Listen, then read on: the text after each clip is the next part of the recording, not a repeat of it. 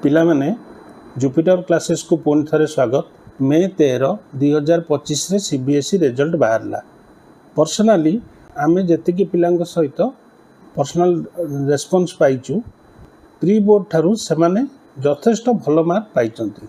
बहुत पिला पेपर रे सीबीएसई बोर्ड एग्जाम रे आउट ऑफ 80 रु 70 रु 75 मैक्सिमम पिला रखिचंती। ओडिया रे 76 मध्य रखिचंती।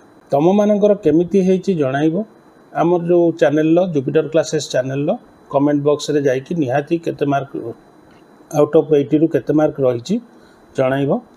आमे मध्य अपेक्षा करछु तम मानक पाखरु सुनिबा पई। आशा और विश्वास तम मानकर मध्य बहुत भल हेइतिबो।